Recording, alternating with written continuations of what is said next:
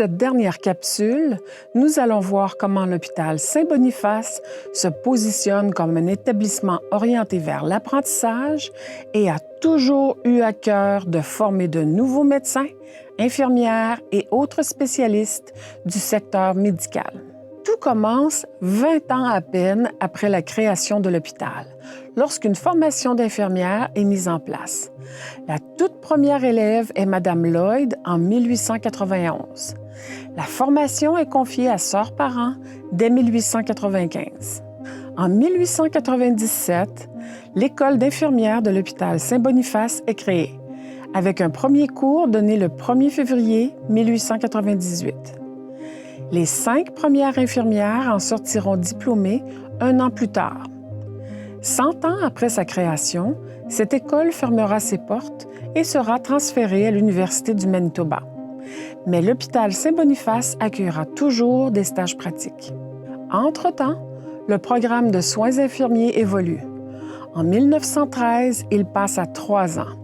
L'année d'après, les Sœurs Grises et les administrateurs d'autres hôpitaux discutent la création d'un programme uniforme pour toute la province avec le même examen provincial pour toutes les étudiantes. Plus de 30 ans plus tard, en 1945, la Manitoba Association of Registered Nurses approuve la création d'un cours d'infirmière auxiliaire. Il a d'abord été réservé aux femmes avant d'ouvrir aux hommes en 1962. Si les aptitudes médicales sont au cœur de la formation donnée aux infirmières, l'importance de pouvoir servir les patients en français n'est pas oubliée, et ce, dès les premières décennies.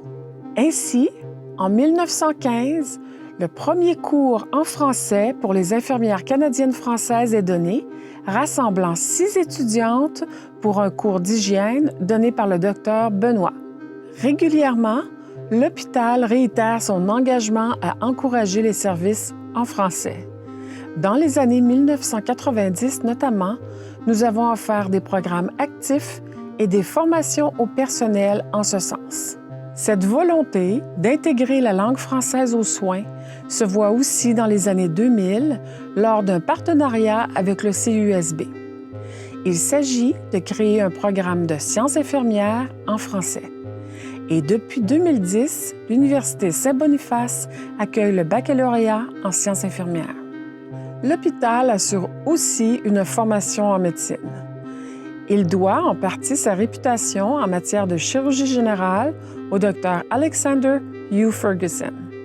Dans les années 1890, il aura un grand impact sur l'aspect d'apprentissage et de formation à l'hôpital dans ce domaine. En 1893, il signe une entente avec le Manitoba Medical College pour y affilier l'hôpital Saint-Boniface.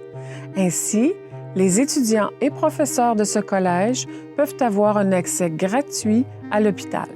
1 an plus tard, il demande à la province de bâtir un hôpital d'enseignement de la médecine.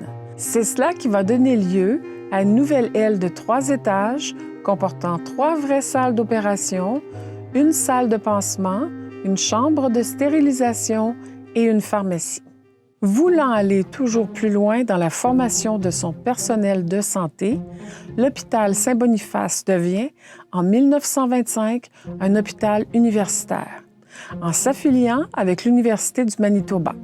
Des étudiants en médecine de 2e et 4e année y étudient, avec près d'une vingtaine d'internes à la fin des années 1920, dont la première femme, Sarah Pearl.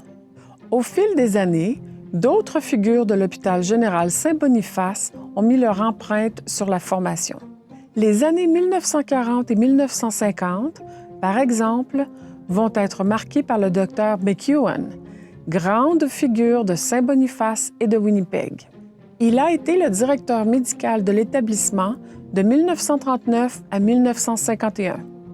Il a également été président du Comité des études supérieures de médecine de l'Université du Manitoba, où il a enseigné. Il a donné son nom au Centre de psychiatrie McEwen. Également, dans les années 1940, l'hôpital s'assure de développer des formations médicales au-delà de la médecine et des sciences infirmières. 2 écoles vont être créées en 1942 et 1943, l'école technique des rayons X et l'école en technique de laboratoire. Dans un premier temps réservé aux femmes, l'école en technique de laboratoire ouvre ses portes aux hommes en 1950. Puis, dans les années 1960, des cours de gynécologie, pathologie, urologie, obstétrique et médecine générale sont donnés directement à l'hôpital Saint-Boniface. Une capacité de formation facilitée par l'appui reçu par l'hôpital de la part de la communauté. En 1954, sœur Marie-Berthe Doré, directrice de l'hôpital, crée l'Association des bénévoles, les Dames auxiliaires, qui compte beaucoup d'épouses et de membres du conseil d'administration et des médecins de l'hôpital. Cette association fait un premier don annuel en 1957 au Fonds de formation professionnelle qui permet de soutenir la formation de plusieurs métiers liés à la médecine, notamment infirmières, médecins, techniciens de radiologie et laboratoire et d'autres encore.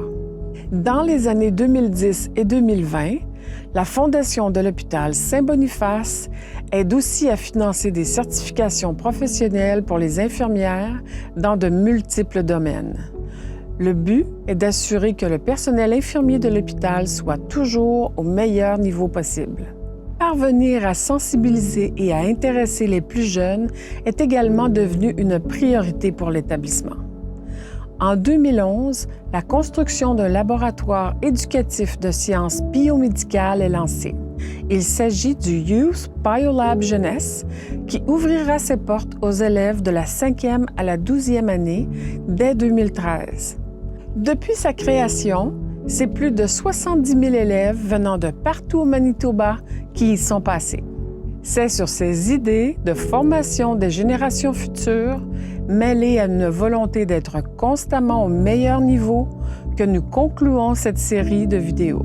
N'hésitez pas à regarder les 4 autres épisodes qui retracent l'histoire de l'hôpital Saint-Boniface depuis sa création, il y a 150 ans. Merci beaucoup et à bientôt pour de nouvelles célébrations autour de ce lieu historique, l'hôpital Saint-Boniface.